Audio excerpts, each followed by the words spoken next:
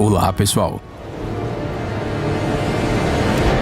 Por mais que a humanidade desenvolva diversas tecnologias e por mais que tentamos restringir a natureza, combatê-la é algo que ainda não está ao nosso alcance, especialmente quando todo o poder da natureza resolve se exibir do nada. Nesses casos, fica claro quem é realmente o dono deste planeta. Os desastres naturais tiram muitas vidas e isso é sempre uma tragédia. No vídeo de hoje, reunimos exemplos das catástrofes mais terríveis da história moderna da humanidade. Parece que o planeta está tentando se livrar das pessoas simplesmente sacudindo-as. Não acredita? Dê uma olhada com seus próprios olhos. Vamos lá! Terremoto de Tangshan.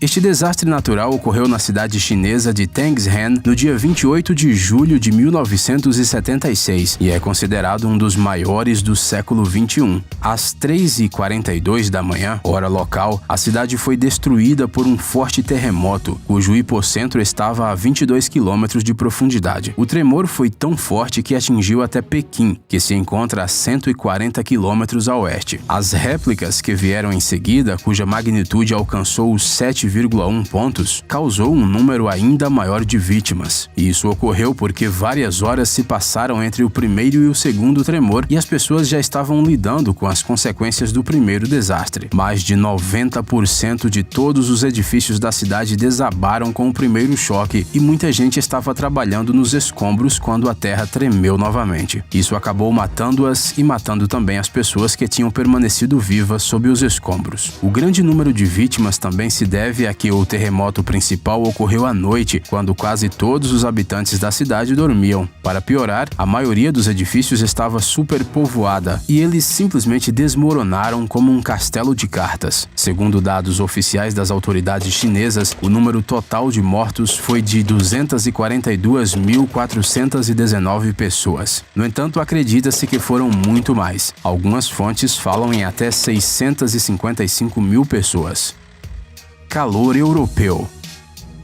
A Europa não está muito acostumada a verões extremamente quentes. Essas são as características climáticas do continente, mas nos últimos anos elas vêm mudando e isso tem levado a consequências desastrosas. Em 2003, o verão foi extraordinariamente quente. A temperatura chegou a superar os 40 graus Celsius. Isso levou a uma crise médica em vários países, bem como a uma seca que arruinou a colheita. Em alguns países, as perdas agrícolas destruíram mais de 60% da safra, mas a França foi a que mais sofreu com o calor na Europa. Segundo alguns relatos, o número de mortos no país ultrapassou 14 mil pessoas. A maioria delas eram idosos que simplesmente não conseguiram sobreviver às temperaturas tão altas. Os médicos, por sua vez, não puderam ajudar a todos. As florestas na Europa ficaram tão secas que uma única faísca ou uma bituca de cigarro abandonada era suficiente para queimar milhares de hectares. Depois dos fortes incêndios na França, o incêndio varreu as florestas da Espanha e de Portugal. Resumindo, foi realmente um verão apocalíptico. Tsunami no Oceano Índico. É bastante provável que todo mundo já ouviu falar dessa tragédia. Em 26 de dezembro de 2004, o terremoto mais poderoso nos últimos 50 anos ocorreu no Oceano Índico, a oeste da ilha de Sumatra. Tremores com magnitude de 9 pontos colocaram em movimento enormes seções da costa terrestre, resultando em uma falha de 1.200 metros de comprimento. As placas se moveram e, com isso, uma onda a uma velocidade de cerca de 1.000 km por hora começou a se mover rapidamente pelo Oceano Índico em todas as direções. No entanto, não houve avisos oficiais de tsunami e ele foi incrivelmente destrutivo. Em poucas horas, o tsunami atingiu a costa de 13 países, do leste da África à Tailândia. Em muitos lugares, as ondas invadiram a terra em uns 2 quilômetros, em outros lugares até em 4 quilômetros. As pessoas nem suspeitavam do perigo que poderiam enfrentar e isso lhe custou muito caro. De acordo com diferentes estimativas, morreram de 225 mil a 300 mil pessoas. O número exato de mortos ainda é desconhecido, pois muitas pessoas foram arrastadas para o oceano pela água. Tornado de Daulatpur. No dia 26 de abril de 1989, Bangladesh foi atingido pelo tornado mais destrutivo e mortal da história deste país.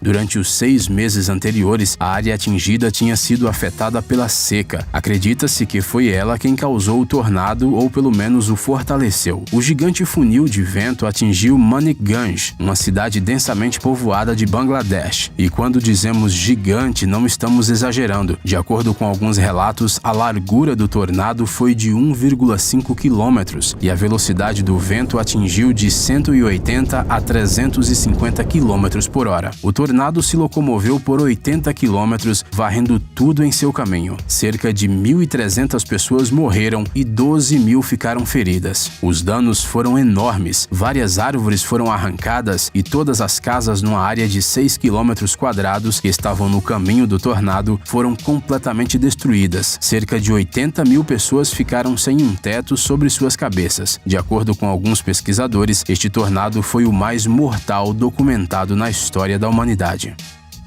Tempestade de neve no Irã.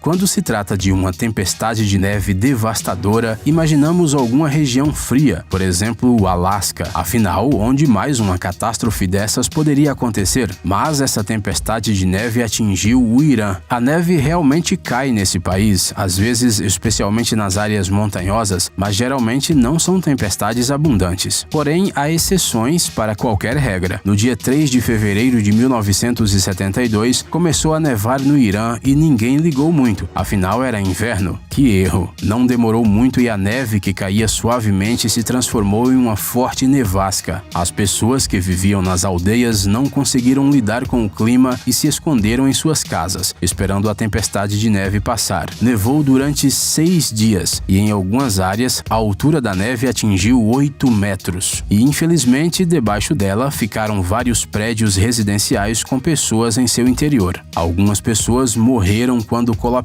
os telhados que não suportaram o peso da neve. Outras simplesmente congelaram quando a temperatura do ar começou a cair. 2 aldeias não conseguiram lidar com o frio extremo. Nela, absolutamente todos os habitantes morreram. No total, mais de 4 mil pessoas foram vítimas dessa terrível tempestade de neve. Mas não acabou por aí, porque logo a neve começou a derreter, o que significa inundações. Mas essa é outra história. Erupção do vulcão Monte Pelé. O Monte Pelé é um vulcão na parte norte da ilha da Martinica. Ele é também o seu ponto mais alto. Ele está bastante calmo desde a sua última erupção em 1932, mas hoje falaremos de uma outra catástrofe, graças à qual o Monte Pelé ficou famoso. O despertar do vulcão começou em abril de 1902, mas a catástrofe aconteceu só um mês depois, no dia 8 de maio, às 7 horas e 52 minutos da manhã. O Monte Pelé constantemente mostrava sinais de que estava desperto, inclusive pouco antes da erupção. Ele jogava nuvens de cinza e fumaça, fazia barulhos e tremia. As pessoas que moravam na cidade de Saint-Pierre estavam preparadas para evacuar, mas os jornais avisaram que não havia nada a temer. O governador e sua esposa permaneceram na cidade. Os moradores das aldeias vizinhas chegaram a Saint-Pierre para se esconder de um possível desastre, mas isso não os salvou. Na manhã do dia 8 de maio, uma enorme nuvem negra composta de lava atomizada, vapores e gases saiu do vulcão.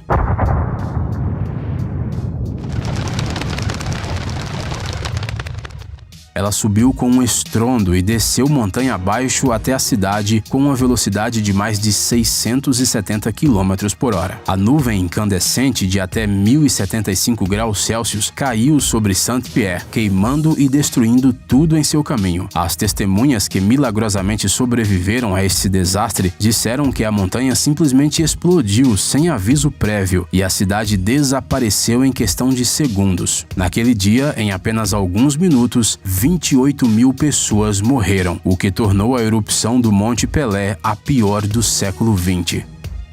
Inundação na China. De 1928 a 1930, a China passou por uma seca severa, mas no final do inverno de 1930 aconteceram fortes nevascas e na primavera incessantes tempestades, além do derretimento da neve. Você provavelmente já deve ter adivinhado o que aconteceu. Os níveis de água dos rios Yangtze e Huai aumentaram significativamente, e quando dizemos significativamente, queremos dizer 70 centímetros em apenas um mês. As chuvas chuvas continuaram durante o verão, e seu pico ocorreu entre julho e agosto de 1931. Adicione a isso uns ciclones que por algum motivo estavam incomumente ativos naquele ano. Como resultado, os rios transbordaram e logo chegaram à cidade de Nanjing, que na época era a capital da China. No dia 19 de agosto, o nível da água estava 16 metros acima da média. A enchente inundou um território de aproximadamente 180 mil quilômetros quadrados. Estima-se que 25 milhões de pessoas foram afetadas. No entanto, os pesquisadores modernos acreditam que esses dados foram subestimados e que o número real pode chegar a 53 milhões. Pelo menos 150 mil pessoas se afogaram nos primeiros meses do dilúvio e centenas de milhares morreram de fome e doenças no ano seguinte. Deslizamento de terra de Huascarán. Yungay é uma cidade muito pequena para os padrões do Peru. Hoje em dia, apenas 20 mil pessoas moram aqui. Isso não impede que esse assentamento seja a capital da província de mesmo nome. Na década de 1970, esta era uma cidade muito típica e normal. Na segunda metade do século XX, a cidade começou a receber alguns turistas devido à proximidade com Huascarán, a quarta montanha mais alta da América do Sul. Alpinistas de todo o mundo começaram a se reunir em Yungay para se preparar para a subida do pico gelado. E onde há uma montanha, há sempre o risco de um avalanche ou de deslizamento de terra. Em 1962, isso aconteceu, mas Yungay teve muita sorte. A avalanche passou sem tocar a capital.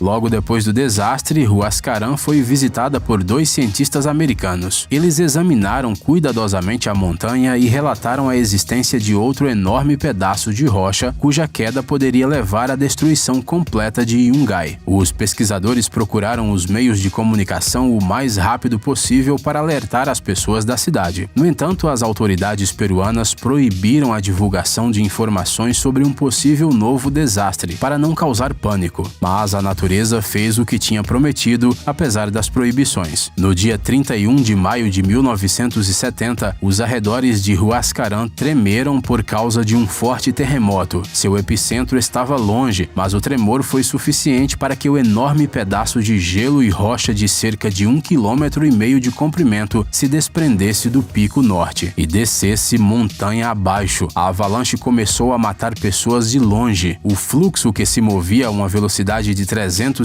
km por hora, várias vezes mudou drasticamente a direção do seu movimento. Nesses momentos, enormes pedras e blocos de gelo voavam, destruindo casas e tudo mais em seu caminho. 3 minutos após o início da avalanche, Yungay e todos os seus habitantes tinham sido soterrados sob uma camada de 10 metros de gelo, pedras e lama. Mais de 20 mil pessoas morreram naquele dia. Ei! Pare de ser preguiçoso, é hora de recarregar seu cérebro. Bem-vindo ao canal Brain Time. Acontecimentos incríveis do passado, presente e até mesmo do futuro. Revoltas da natureza e animais incríveis, fatos chocantes e mistérios não resolvidos. Aqui você encontrará tudo isso e muito mais. Inscreva-se, você não vai se arrepender.